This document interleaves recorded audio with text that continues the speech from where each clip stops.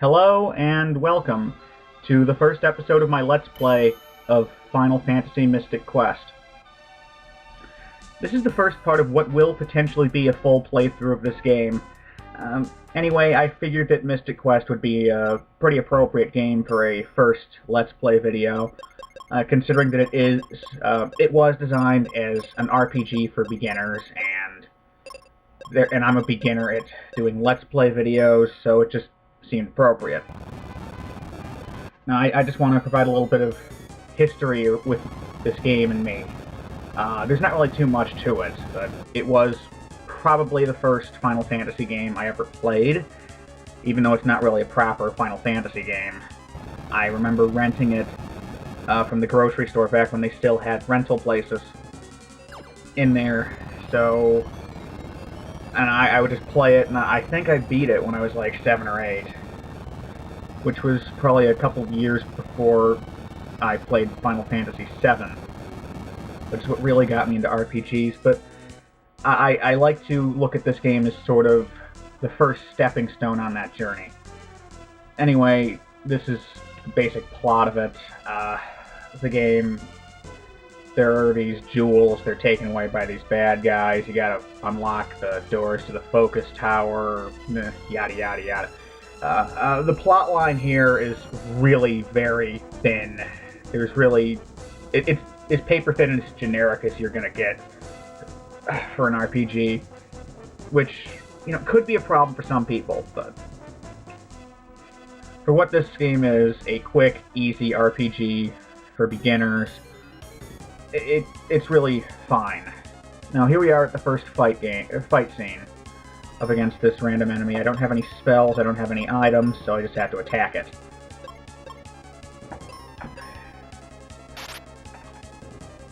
First attack misses.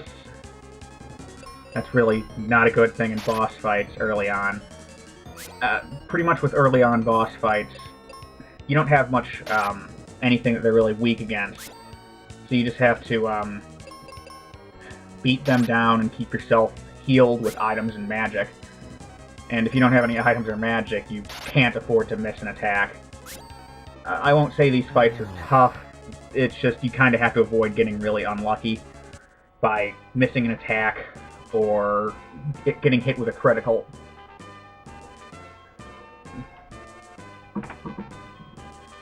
I mean, you could call that poor design, but given how simple this game is, you know, it's really more of a simplistic design, which, again, I really don't have a problem with. It is what it is.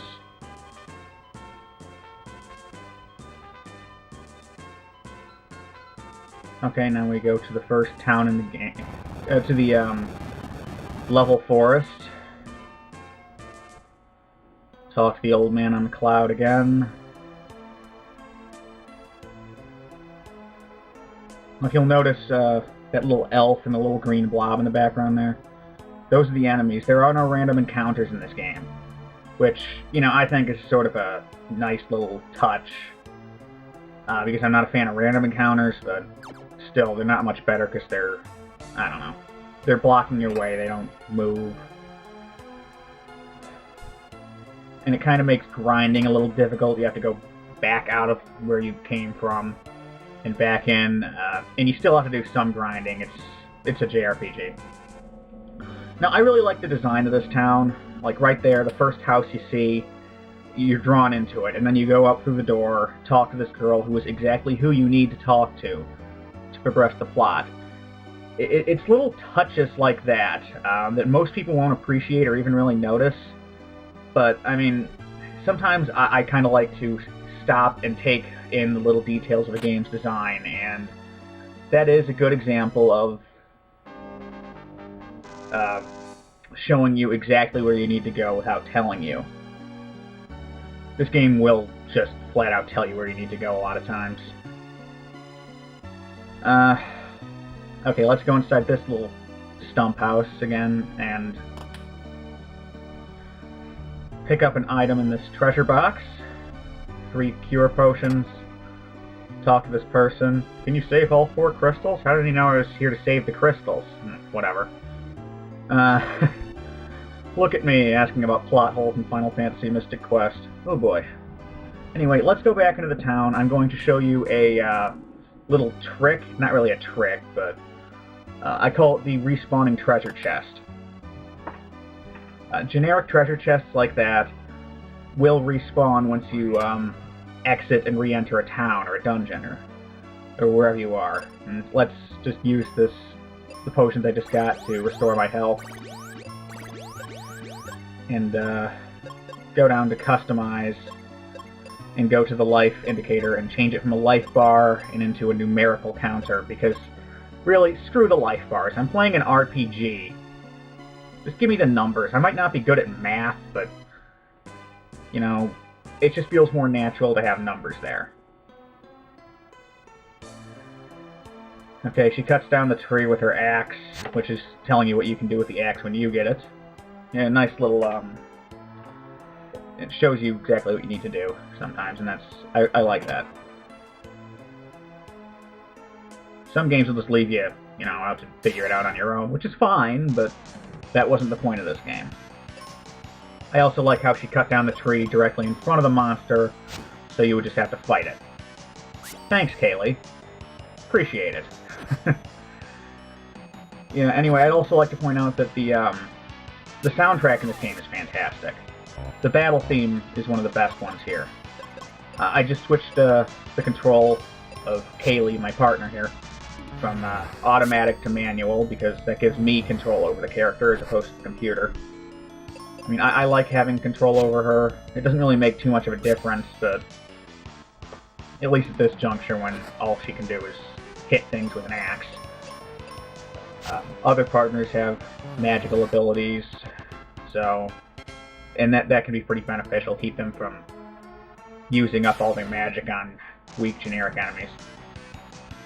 Fighting some more blobs and elves, checking to see what spell she has. She only has life, which isn't really something you're likely to use at this point in the game, since you're probably not going to end up dead. You might end up close. Like here, I have 14 HP, but I figured I could knock them out all before they finish me off. So let's go back into the item menu, restore more of my health. You'll notice I had just leveled up. My HP had doubled. There's actually a pretty big difference between level 1, 2, and 3 when your HP goes up to 120. You can actually, you know, stand a chance against enemies. And well, I mean, you stand a chance to begin with. It's just... each individual hit is devastating at level 1. And at level 2, you can just kind of brush it off. Going up here to get some more items. I'm going to stab some more elves and balls of slime. Enjoy the battle music. That is really good music, isn't it? Very good stuff.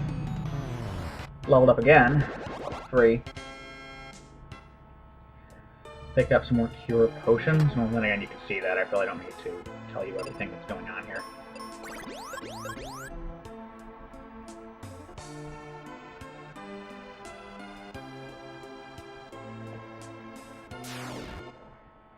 Three wads of snot. Yeah. And now I can kill the enemies with one hit, just like Kaylee. I'm getting big and strong, like the little girl with the axe I'm hanging out with. I'm as strong as a girl now! Well, to be fair, she has an axe. She can cause a lot of damage with one of those things.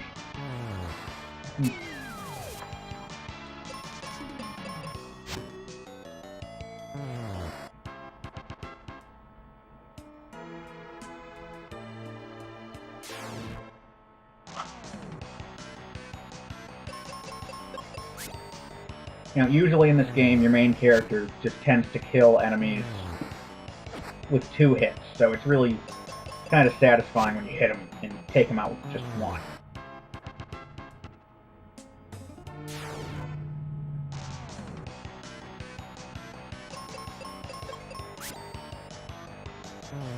By the way, I always picture these elves, brownies as they're called, talking with Curly Joe from the Three Stooges voice. because of how they're standing there. Let me at him! Yeah. I do a horrible Curly Joe. I do a worse Larry Fine.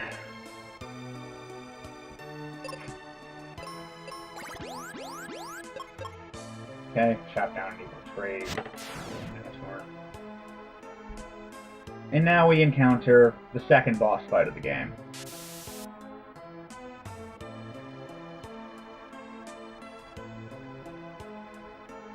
Minotaur.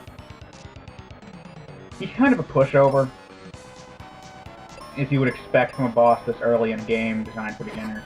But as you saw there, 44 points of damage. The guy can cause some serious hurt. 27 on Kaylee, that's more than she's taken by a long shot so far. But overall, this battle will be over quite quickly. Since there are two of you, and you can just whittle away his health pretty easily and quickly. You know, provided you don't just get completely smashed by him.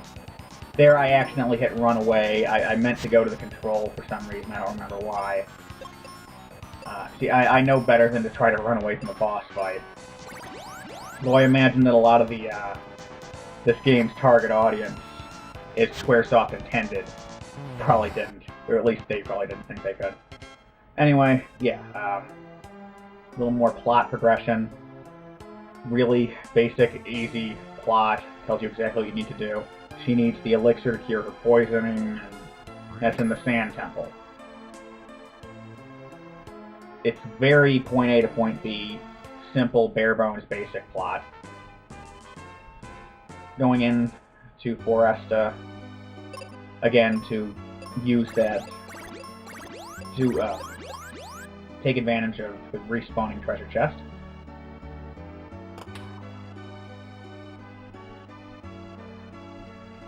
But also because I want to show you how to use the axe.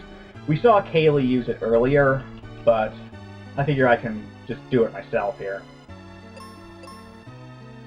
See, they're chopping down some trees, getting some more potions.